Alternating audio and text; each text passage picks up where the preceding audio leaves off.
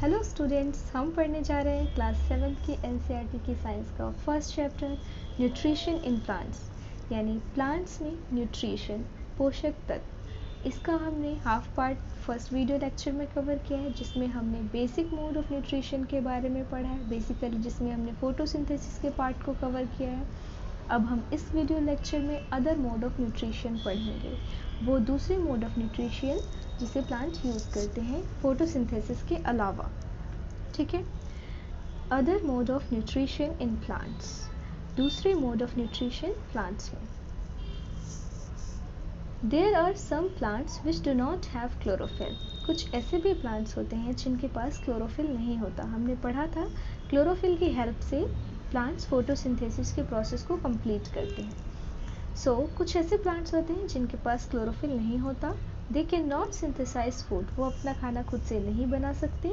How do they survive and from where do they derive nutrition, तो वे कैसे survive कर पाते हैं यानी जीवित रह पाते हैं, और फिर अपना न्यूट्रिशन कहाँ से लेते हैं। Like humans and animals, such plants depend on the food produced by other plants.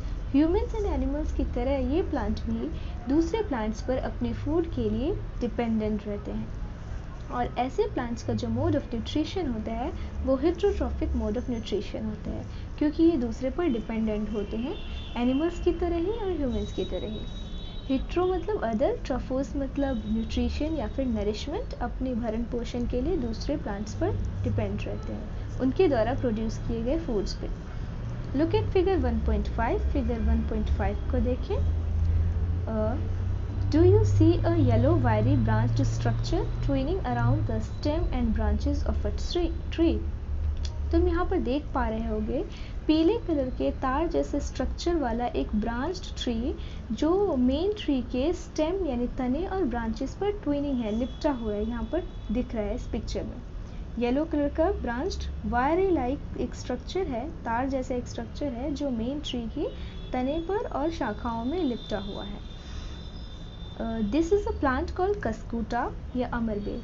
इस प्लांट को कस्कूटा कहते हैं और जनरल भाषा में अमरबेल कहते हैं। It does not have chlorophyll. इस प्लांट के पास क्लोरोफिल नहीं होता।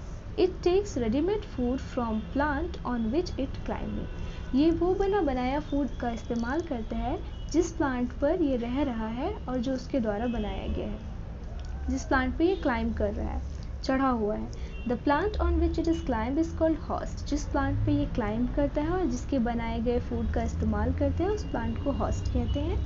Since it deprives the host of valuable nutrients, और इस तरीके से ये हॉस्ट प्लांट के वैल्यूएबल न्यूट्रिएंट्स को डिप्राइव करता है, कम कर देता है, क्योंकि ये खुद तो फूड प्रोड्यूस करता नहीं है, दूसरे प्लांट पर रहकर उसके बनाए हुए फूड का यूज़ करता है, तो ऑब्वियसली उसके फूड को डिप्राइव करेगा, कम करेगा। सो कस्कूटा इज़ अ पैरासाइट, तो इसलिए कस्कूटा पैरासाइट है, क्योंकि दूसरे प्लांट पर डिपेंड होकर उसके बनाए हुए न्यूट्रिशन का यूज़ कर रहा है। Are we and other animals also a kind of parasite. क्या हम और दूसरे एनिमल्स जो होते हैं वो भी एक तरीके के पैरासाइट्स होते हैं? हाँ, कुछ एनिमल्स ऐसे होते हैं जो पैरासाइट होते हैं, जैसे मॉस्क्यूटोज, बग मीन्स खटमल, लाइस मीन्स जूं, और लीच मतलब जोंक। ये सारे प्लांट्स ह्यूमन के ब्लड को सक करते हैं, ह्यूमन ब्लड को चूसते हैं, और ये एक तरीके के पैरासाइट हैं, ह्यूमन के ब्लड्स पे ही डिपेंडेंट होते हैं ये। हैव यू सीन और heard plants that can eat animals? क्या तुमने उस प्लांट के बारे में सुना है या फिर देखा है जो एनिमल्स को खाते हो? There are few plants which can trap insects and digest them. कुछ ऐसे भी प्लांट होते हैं जो अपने आप में इंसेक्ट्स को फंसा लेते हैं और उन्हें डाइजेस्ट कर लेते हैं, पचा लेते हैं। ट्रैप करने का मतलब फंसा लेना। इट इज़ नॉट अमेजिंग, ये हैरान होने वाली बात नहीं है। सच प्लांट्स में बी ग्रीन और ऑफ सम अदर कलर। इस तरीके के प्लांट कुछ तो ग्रीन होते हैं और कुछ दूसरे कलर के भी होते हैं। Look at the plant in figure 1.6। 1.6 में दिए गए प्लांट को देखो। इसका नाम है pitcher plant, showing lid and pitcher. ये लिड है और ये पिक्चर है। Leaf modified into pitcher, leaf का ही मॉडिफाइड पोर्शन पिक्चर होता है, और जो इसका एंड पॉइंट होता है वो लिड का काम यानी ढक्कन का काम करता है। पिक्चर यानी एक घड़े जैसा स्ट्रक्चर या फिर jug like structure. So the pitcher like or jug like structure is the modified part of the leaf. ये जो जग लाइक स्ट्रक्चर है ये लीफ का ही मॉडिफाइड पार्ट है। Forms a lid which can open and close the mouth of the pitcher. जो end portion है वो ढक्कन का काम करता है, जो पिक्चर को बंद करने में या और खोलने में हेल्प करता है। Inside the pitcher there are hairs which are directed towards downwards. Pitcher में अंदर की साइड हेयर्स होते हैं, बाल होते हैं, जो कि डाउनवर्ड की तरफ होते हैं, नीचे की तरफ झुके होते हैं। When an insect lands in the picture, जब कोई इंसेक्ट, कोई कीड़ा पिक्चर में पहुंचता है, the lid closes and the trapped insect gets entangled into the hair, और ढक्कन क्लोज हो जाता है और जो फंसा हुआ इंसेक्ट होता है, जो कीड़ा होता है, वो फंस जाता है, एंटेंगल हो जाता है पूरी तरीके से। The lid closes and the insect is trapped, ढक्कन बंद हो जाता है और इंसेक्ट पूरी तरीके से फंस जाता है। The insect is digested by the digestive juices secreted in the picture and its nutrients are absorbed. जो इंसेक्ट होता है, जो कीड़ा होता है, वो डाइजेस्ट कर लिया जाता है, पचा दिया जाता है पिक्चर प्लांट द्वारा प्रोड्यूस किए गए डाइजेस्टिव जूसेस की हेल्प से। हम भी जानते हैं कि ह्यूमन बॉडी में जो फूड डाइजेस्ट होता है वो डाइजेस्टिव जूसेस की हेल्प से डाइजेस्ट होता है। इसी तरीके से पिक्चर प्लांट में भी डाइजेस्टिव जूसेस होते हैं जिसकी हेल्प से वो इंसेक्ट्स को डाइजेस्ट कर लेते हैं और न्यूट्रिएंट्स को एब्जॉर्ब कर लेते हैं। Such insect eating plants are called insectivorous plants. इस तरीके के इंसेक्ट को खाने वाले प्लांट्स को इंसेक्टिवोरस प्लांट्स कहते हैं, जो इंसेक्ट को खा लेते हैं।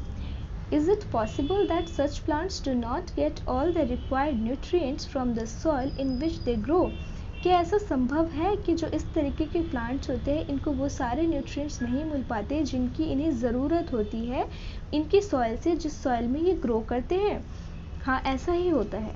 Bujo is confused. If the picture plant is green and carries out photosynthesis, then why does it feed on insect?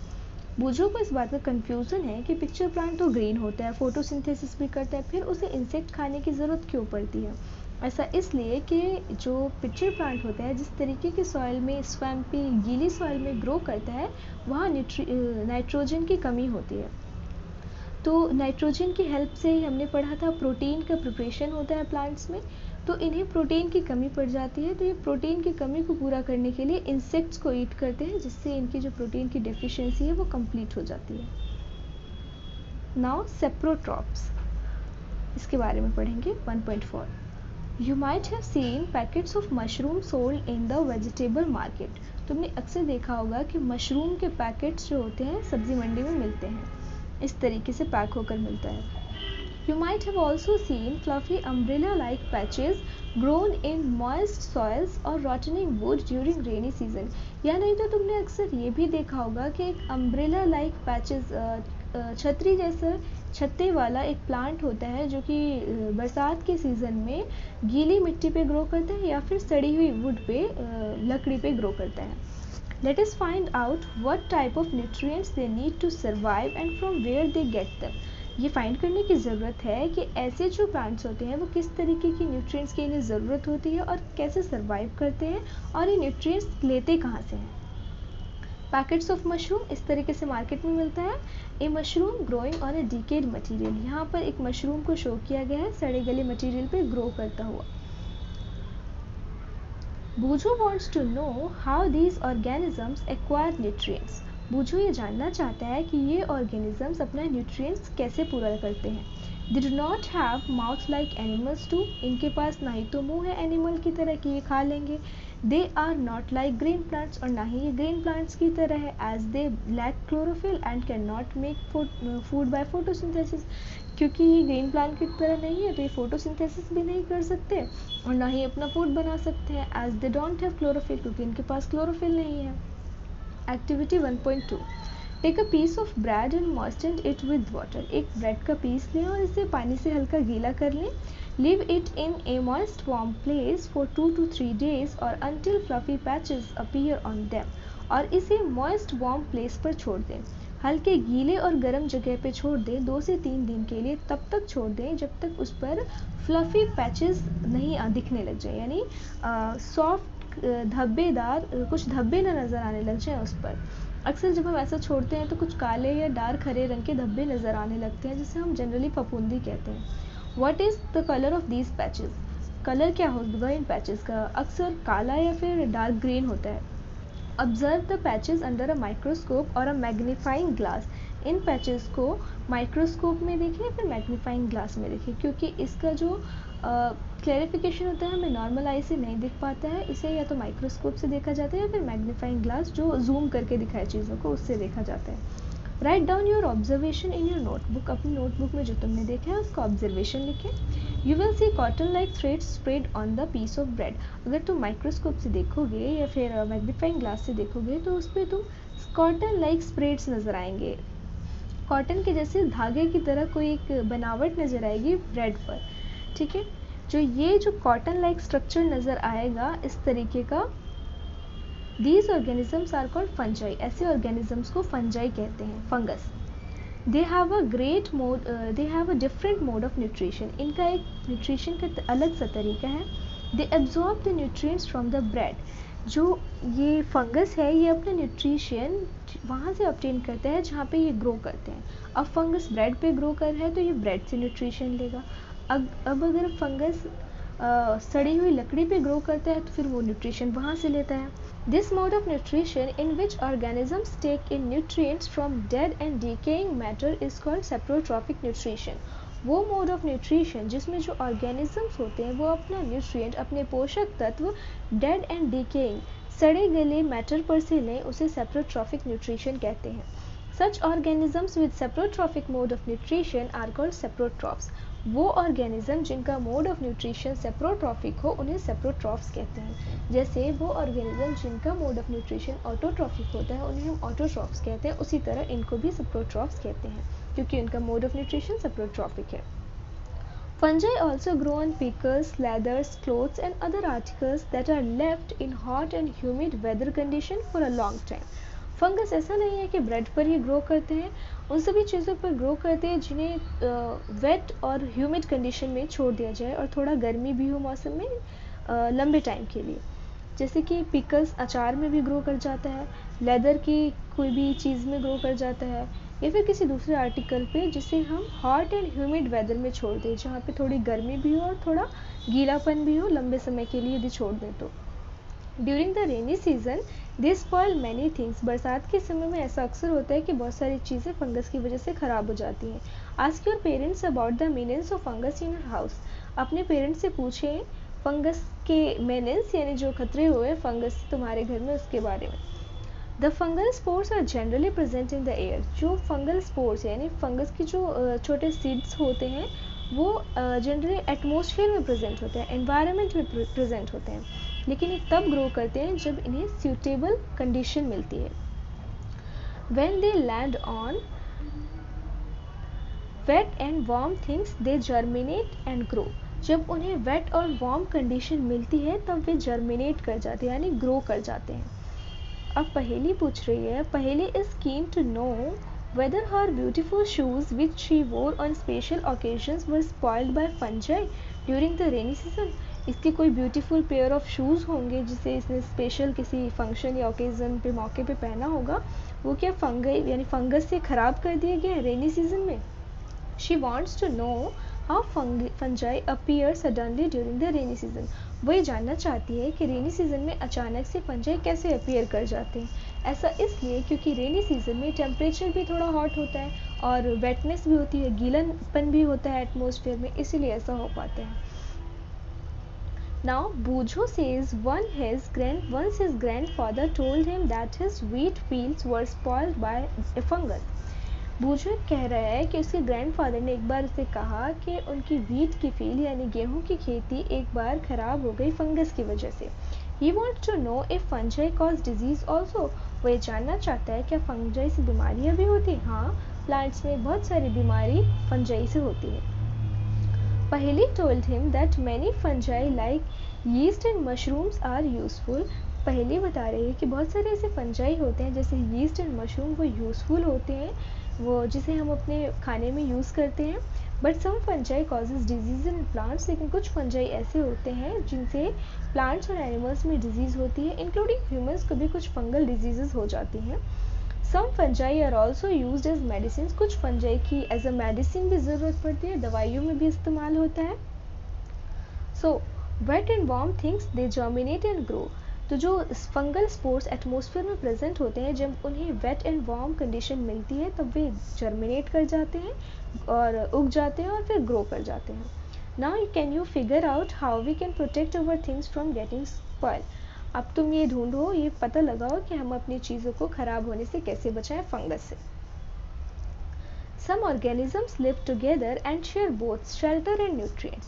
अब कुछ ऑर्गेनिज्म हैं जो एक साथ रहते हैं और साथ रहने के एक कॉपरेशन होता है उनमें, जिनमें वो एक दूसरे से शेल्टर और न्यूट्रिएंट शेयर करते हैं। जैसे एक अगर शेल्टर प्रोवाइड करवा रहा है तो दूसरा न्यूट्रिएंट प्रोवाइड करवाएगा, एक म्यूचुअल अंडरस्टैंडिंग होती है। ये किसी एक पर टोटली डिपेंडेंट नहीं होते हैं पूरी तरीके से पैरासाइट ऑर्गेनिजम्स की तरह। This relationship is called symbiosis. ऐसे संबंध को सिम्बायोसिस कहते हैं। For example certain fungi live inside the roots of plants. Example के तौर पर कुछ ऐसे फंजाई, कुछ ऐसे फंगस होते हैं जो प्लांट्स की जड़ों में रहते हैं। The plants provide nutrients to the fungus. Plants उन फंगस को न्यूट्रिएंट्स प्रोवाइड कराता है। And in return fungus provide water and certain nutrients. और बदले में जो फंगस है वो प्लांट को वाटर देता है और कुछ दूसरे न्यूट्रिएंट्स भी देता है। In organisms called lichens a chlorophyll containing partner which is an alga. Lichens वो होता है जिसमें एल्गा और फंगस का रिलेशनशिप होता है, जिसमें जो एल्गा है वो क्लोरोफिल कंटेनिंग पार्टनर है, यानी उसके पास क्लोरोफिल है तो वो फूड प्रिपरेशन करेगा। ठीक है। The fungus provide shelter. और जो फंगस है वो शेल्टर, रहने की जगह देते हैं और वाटर और मिनरल देते हैं एल्गा को। एल्गा वाटर और मिनरल की हेल्प से फूड प्रिपेयर करता है और फंगस को फूड प्रोवाइड कराता है। इसमें एल्गा एंड फंगस एक साथ रहते हैं। Now how nutrients are replenished in the soil. अब हम पढ़ेंगे कि सॉइल में न्यूट्रिएंट्स की, पोषक तत्वों की पूर्ति कैसे होती है, क्योंकि लगातार अगर सॉइल में हम फसल उगाते जाएं तो एक समय आएगा जब न्यूट्रिएंट्स खत्म हो जाएंगे। तो उन न्यूट्रिएंट्स की पूर्ति कैसे होती है। Have you seen farmers spreading manure और फर्टिलाइजर्स इन द फील्ड। क्या तुमने कभी फार्मर्स को उनकी फील्ड में मैन्योर और फर्टिलाइजर डालते देखा है। मैन्योर फर्टिलाइजर खाद को कहा गया है। मैन्योर वो खाद होती है जो नेचुरली ग्रोन मतलब ऑब्टेन की जाती है, प्राप्त की जाती है, और फर्टिलाइजर आर्टिफिशियली जो मार्केट में बनती है। और gardeners using them in the lawns और इन पॉट्स। या फिर तुमने गार्डनर को देखा है अपने लॉन में, अपने बागीचे में, अपने पॉट्स में डालते हुए। Do you know why this is done. क्या तुम जानते हो ऐसा क्यों किया जाता है। You learn that plant absorb minerals and nutrients from the soil. तुमने पढ़ा है कि जो प्लांट है वो मिनरल्स एंड न्यूट्रिएंट्स कहाँ से लेते हैं, सॉइल से लेते हैं। So their amount in the soil keeps on declining.